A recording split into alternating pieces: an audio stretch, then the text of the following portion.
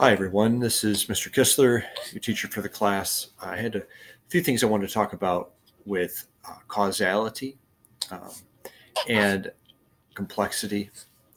Uh, that I wanted to just kind of give you some illustrations so you could think about this for your discussion and paper.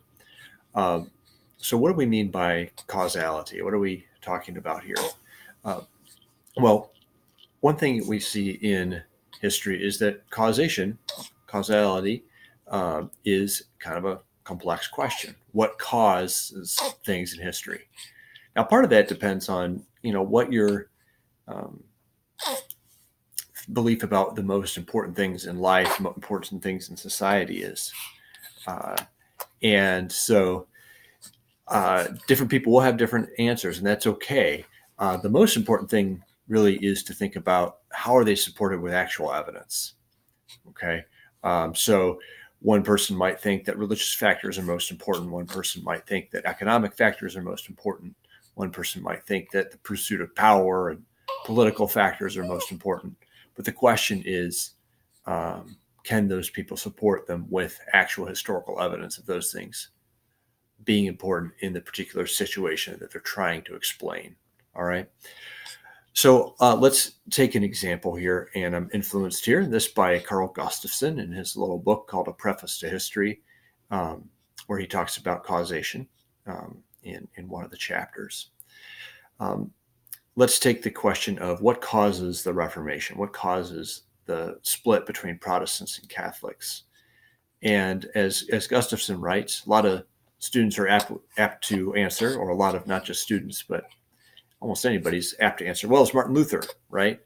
And certainly Martin Luther had a huge role. Okay, he launches the um, he launches the um, 95 Theses and makes some important criticisms that at least the Protestants think are important of the Roman Catholic Church.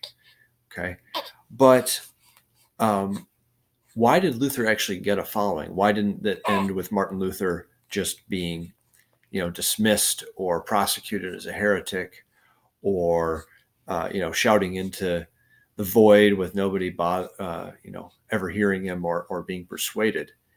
Suggests that there's something more complicated than that. Um, so let's think about some of the other possible causes, the other factors in the Reformation. What Luther's 95 Theses and the spread of his ideas might be called the immediate cause or the proximate cause. But of course, there's another reformer who, right about the same time, has some similar ideas. That's Huldrych Zwingli in Switzerland, in the city of Zurich. Okay, so right away we can see, okay, there's some different types of reformers. There are other reformers like Calvin and in Geneva, Switzerland, eventually Thomas Cranmer in England. There are even Catholic reformers.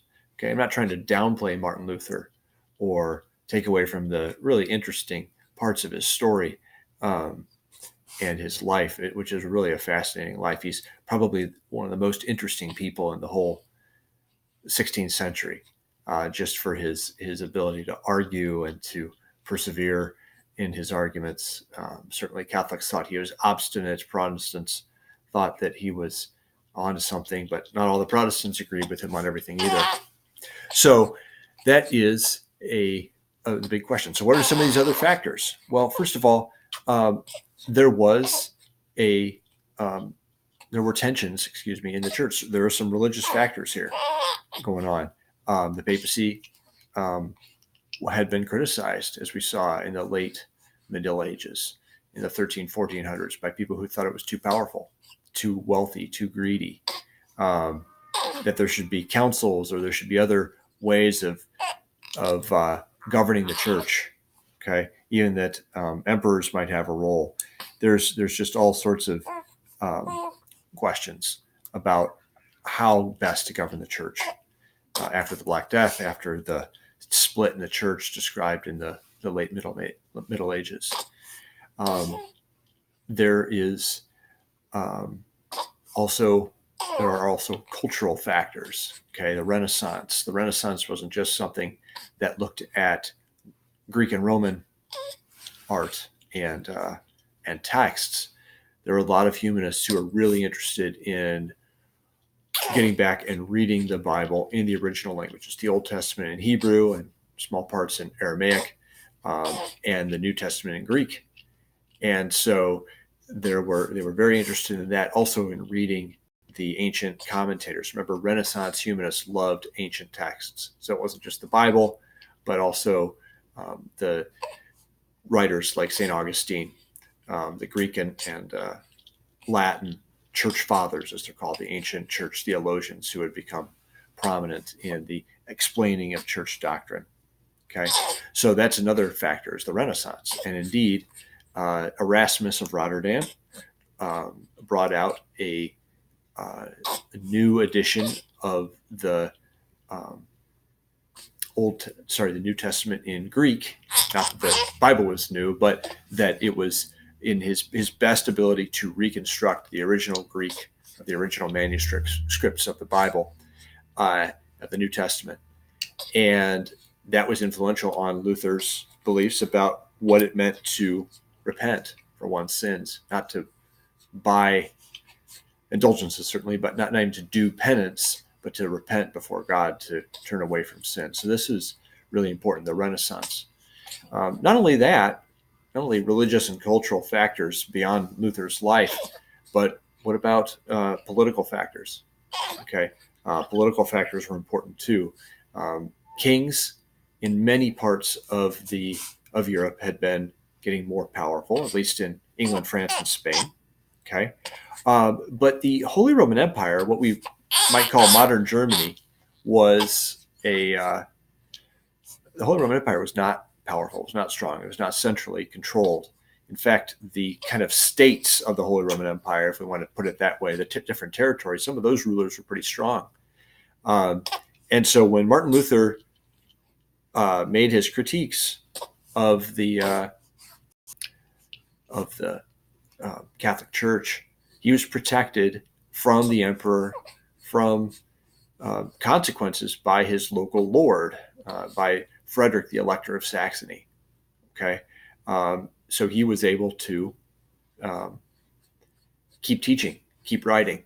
Okay, and not only that, but there were problems in the Holy Roman Empire, and what you saw not only was that people were persuaded by Luther's religious ideas, but some rulers went along with him as part of their resistance to the Holy Roman Empire. And it's not always easy to tell how much a ruler is embracing Lutheranism or embracing some sort of resistance to the Holy Roman Emperor. We can see in France and Spain, where the rulers had their bargain with the Pope pretty well in place. They already controlled the church. They didn't really have incentive to break away from the church. But French nobles, sometimes as part of their resistance to the king of France, would embrace Protestantism, but usually Calvinist Protestantism. Okay, and then in England and Scandinavia, where rulers did not have control over the church, they did have some incentive to break away from Rome and to have their own church where they could control the church, like the kings of France and Spain. Okay, so this is something that William Cavanaugh points out, especially. So there's different factors at work here, and you could probably say that there would have been a Reformation even if Martin Luther had not really started it in that sense, and not really ever been a reformer. If he had just continued to be a miner like his father, or if he had gone to law school and been a lawyer like his father wanted. Okay, not that he's not important, but there were other factors that would have helped to push reform in some ways, most likely. Because of the humanist movement, because of some of those political tensions, because of some of the religious factors. Okay, and so that shows how historical events are complex, and you can make an argument for any of those factors as being some of the most important. And so that would be how we could lay out some different causes, and then we'd look at the evidence for, well, what are the actual reasons, and what is the evidence support as being the most important in your view. And history is actually advanced by people proposing different explanations and having to engage with each other's arguments. And hopefully it gives us a more complex understanding of history. All right. So that's some ideas here about complexity. You can be thinking, as Carl Gustafson talks about, what's new going on here? What are some different factors that are occurring economically, politically, or religiously, culturally, intellectually, and to think about what's new, what's been the same, what are some reasons that things might be changing bigger than the immediate cause, and we can start to think about causes in that way. So those are some ideas. I'm glad to post more videos or try to answer more questions if need be. So let me know if you have questions about this.